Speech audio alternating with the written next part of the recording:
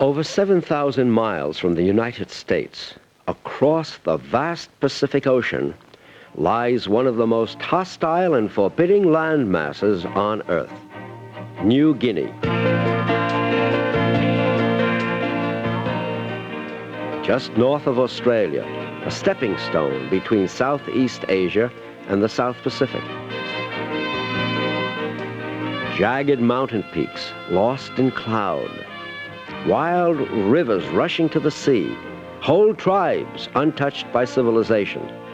The last unknown, so it was called.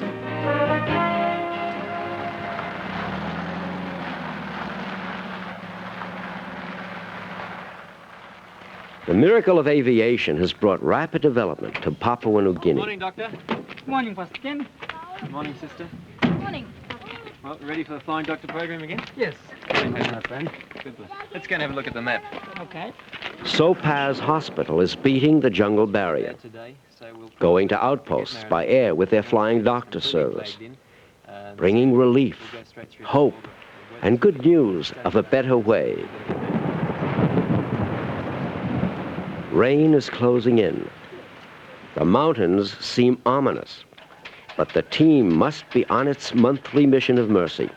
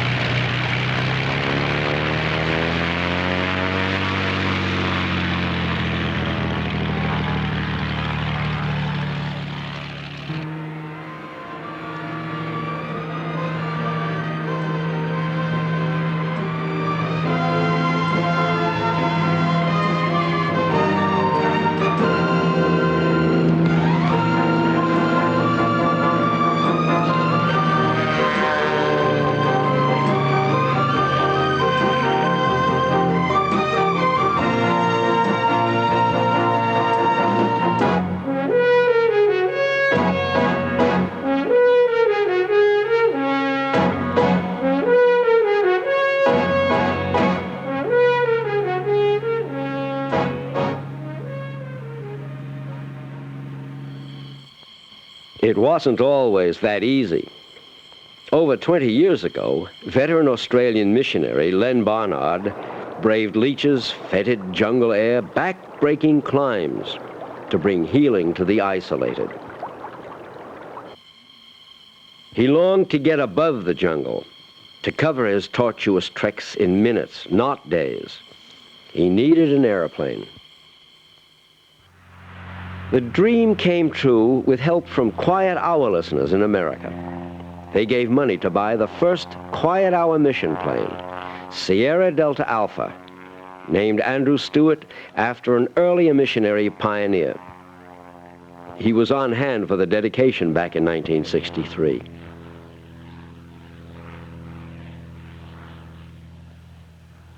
What a day for Len. His foot-slogging patrols were finished. The flying angels of Revelation 14 were to become a reality. He could now wing his way to outposts in New Guinea, bringing much-needed medical supplies, clothing, and national missionaries to establish stations throughout the island.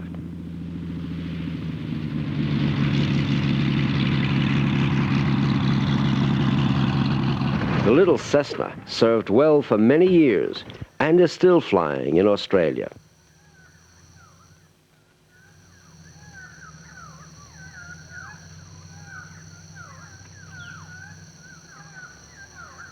From this humble beginning has grown a worldwide aviation ministry with over 50 airplanes provided by Quiet Hour supporters. Australian missionary pilot Ken Vogel carries New Guinea medico Dr. Robert Watt and British volunteer nurse Lynette Rigby into Marimuni. It's a treacherous approach, with dangerous winds bringing more than one pilot to grief on the one-way grass-covered dirt strip.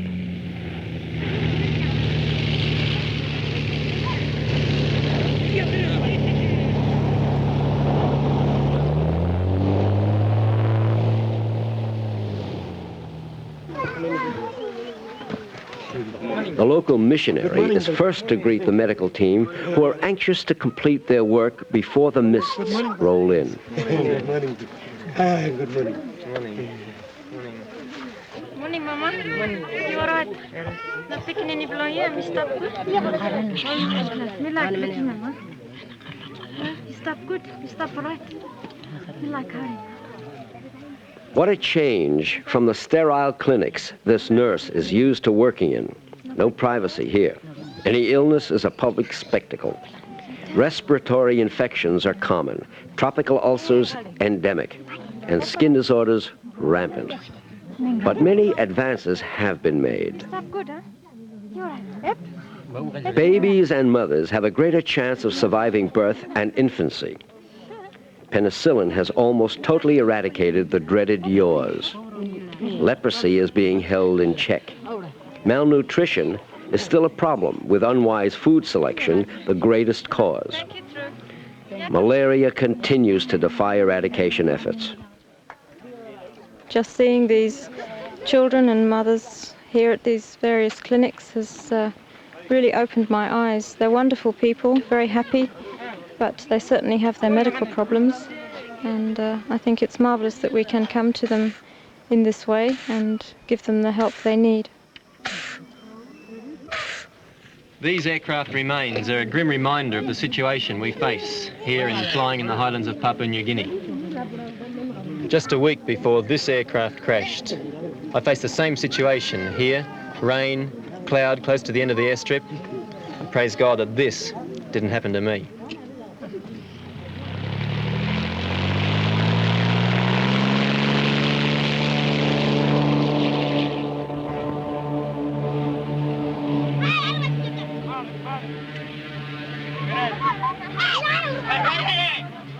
The dangers are real.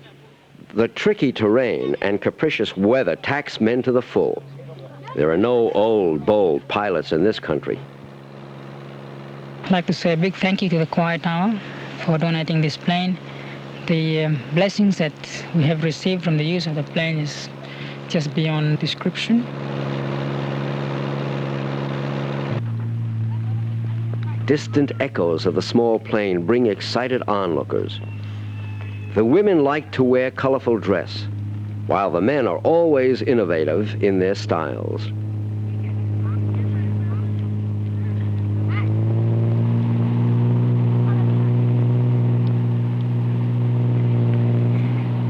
Another difficult landing to be made at the gold mining town of Porgera, precariously perched on the mountainside, to allow a check-in at the government health clinic for any difficult cases which may need to be taken to hospital.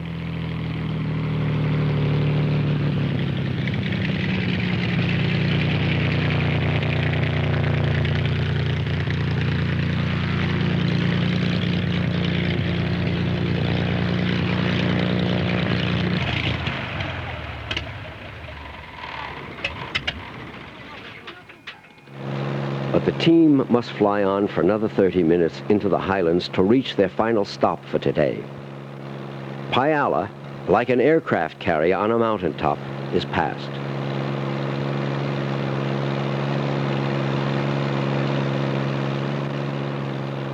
Sissaman, you could hardly call it an airstrip. More, a lonely stretch of gravel, where a few nomadic tribesmen have gathered to get help from their angels of mercy. No room for error on this approach. If the motor coughs, you've had it. There's no go-round. Just get it down, nice and easy now. Pilot and machine must coordinate perfectly on this landing.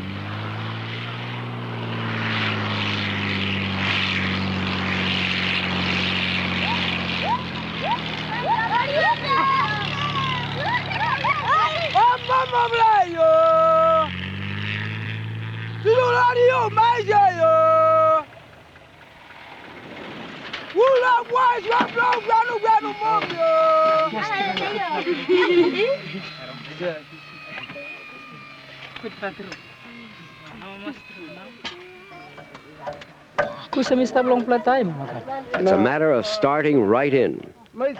So many cases to diagnose, then appropriate treatment to give. Little girl, let's put some of this green paint on you. Maybe make some of your bad, really skin better, huh?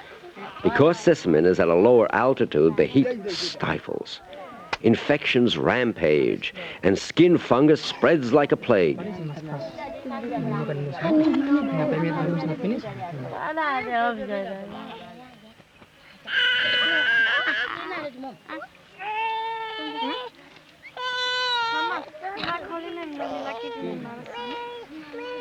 It's the children who are most pathetic, scratching constantly. They cry in their mother's arms, frightened by the strangers with their sharp needles, not realizing the good they are doing.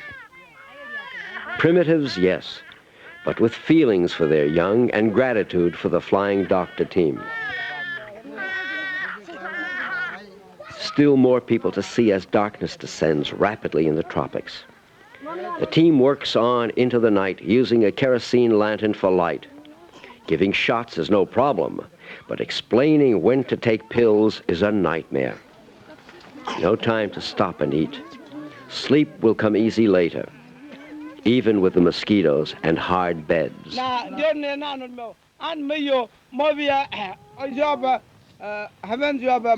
new day, and eager ears hear of 3 angels flying through the air with a new story of a better life, a hopeful future, a land without pain, death, and disease.